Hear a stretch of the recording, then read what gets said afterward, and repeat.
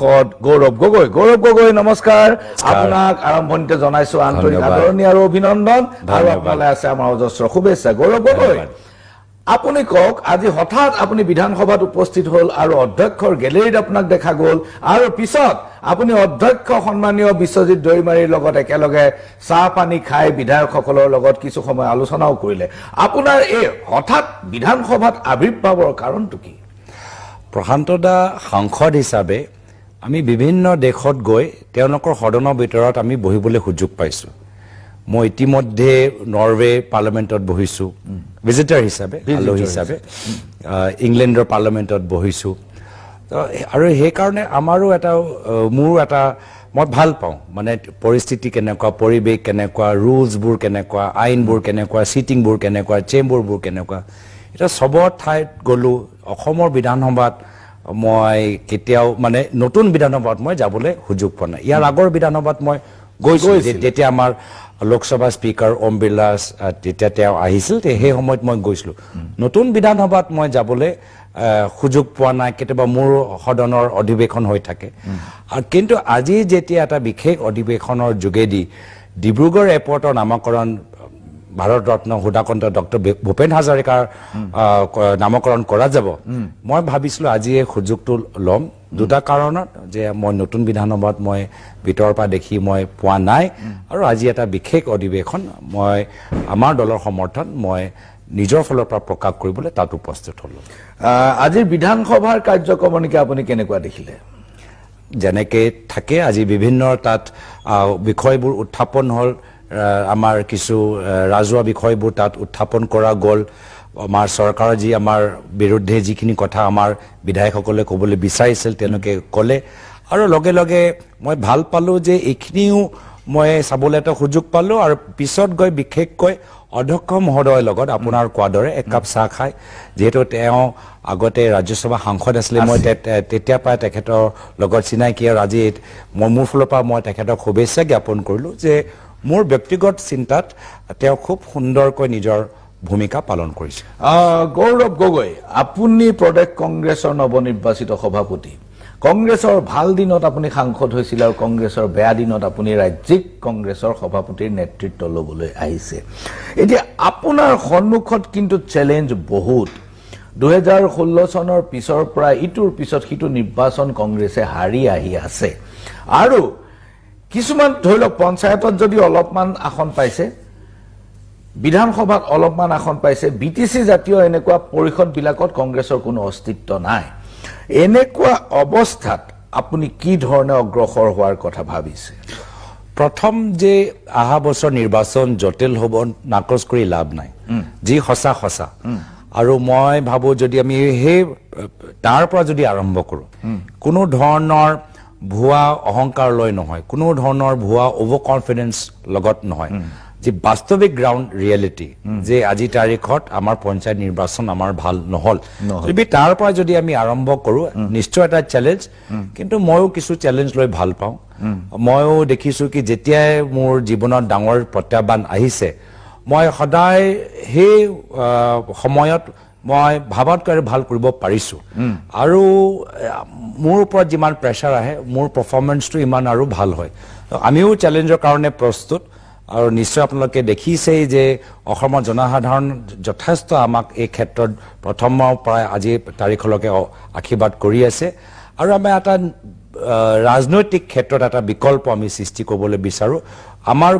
কিছু বেলেগ পৃথক চিন্তাধাৰা আছে অৰ্থনৈতিক ক্ষেত্ৰত সামাজিক ক্ষেত্ৰত শিক্ষা ক্ষেত্ৰত চিকিৎসা ক্ষেত্ৰত লোকতান্ত্ৰিক ক্ষেত্ৰত মই ভাবো আগন্তুক বিধানসভা নিৰ্বাচনত ৰাইজে দুটা পৃথক তেওঁলোকে চিন্তাধাৰা দেখা পাব এটা হল হিমন্ত বিশ্ব শৰ্মা ডাঙৰীয়া তেখেতৰ নেতৃত্বৰ তেখেতৰ চিন্তাধাৰা আৰু এটা আমাৰ কংগ্ৰেছৰ চিন্তাধাৰা গৌৰৱ গগৈ কংগ্ৰেছৰ যদি ৰাজনীতি আপুনি ৰাষ্ট্ৰীয় প্ৰেক্ষাপটত যদি বিশ্লেষণ কৰে তেনেহলে কংগ্ৰেছৰ ৰাজনীতি এতিয়া তিনি ভাগত বিভক্ত হৈ আছে প্ৰি ইমাৰ্জেন্সি পোষ্ট ইমাৰ্জেন্সি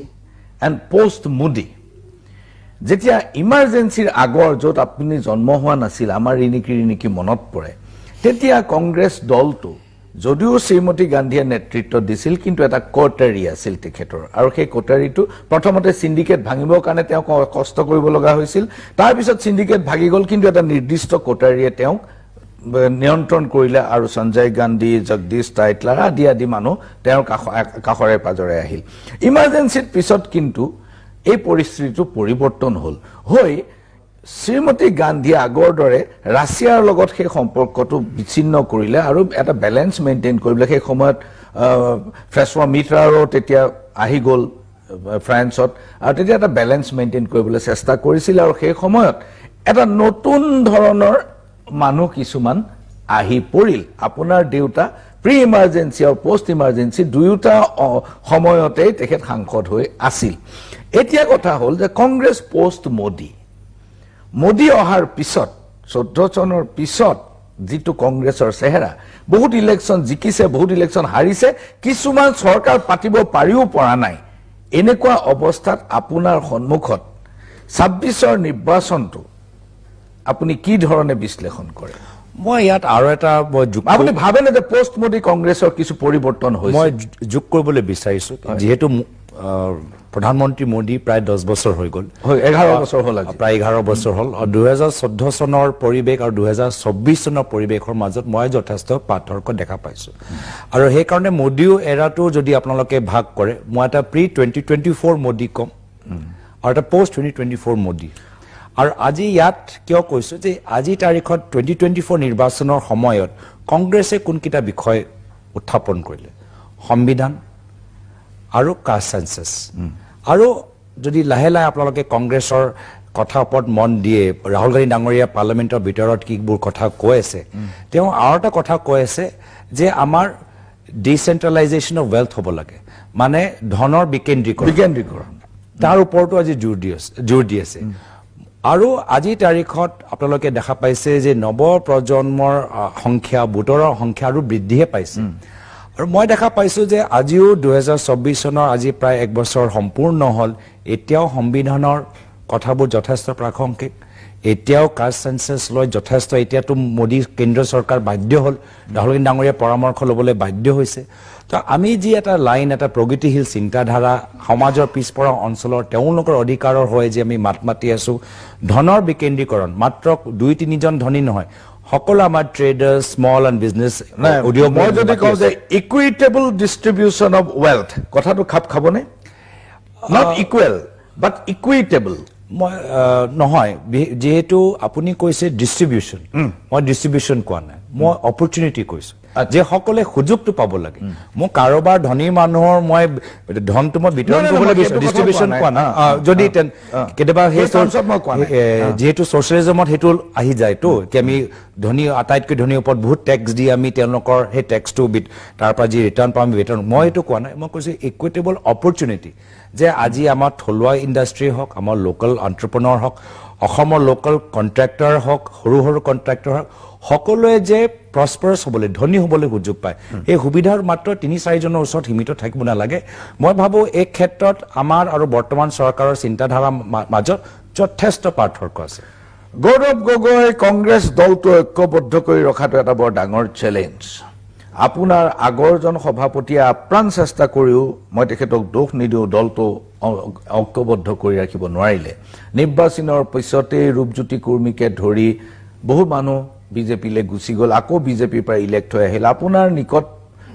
একেবাৰে সহযোগী মানস বৰা ৰাণা গোস্বামী আপোনাক অন্তিম সময়ত এৰি থৈ গুচি গল এতিয়াও কমলাক্ষ পুৰকায়স্থ বা বসন্ত দাস আদিৰ দৰে মানুহ এতিয়াও ফেন্সিঙত বহি আছে তেওঁলোক না কংগ্ৰেছ এৰি গৈছে না বিজেপিৰ ফালে গৈছে বিজেপিৰ হৈ কাম কৰি আছে অথচ কংগ্ৰেছে তেওঁলোকক এক্সপেলু কৰিব পৰা নাই বা একো কৰিব পৰা নাই অধ্যক্ষ মহোদয়েও কোনো ধৰণৰ সিদ্ধান্ত দিয়া নাই এনেকুৱা অৱস্থাত কংগ্ৰেছ দলটোক যিখিনি আছে সেইখিনিক ঐক্যবদ্ধ কৰি অগ্ৰসৰ কৰাত আপোনাৰ অগ্ৰাধিকাৰবোৰ কি হ'ব প্ৰায়োৰিটিজ বিলাক কি আপোনাৰ সব ভূপেন বৰা ডাঙৰীয়াৰ নেতৃত্ব কিছু সাপ আমাৰ কংগ্ৰেছ দলৰ ওপৰত এৰি থৈ গৈছে যি আমাক যথেষ্ট সহায় কৰিছে প্ৰথমটো হল যে তেওঁ নেতৃত্ব লোৱাৰ পিছতহে AUDF দলৰ লগত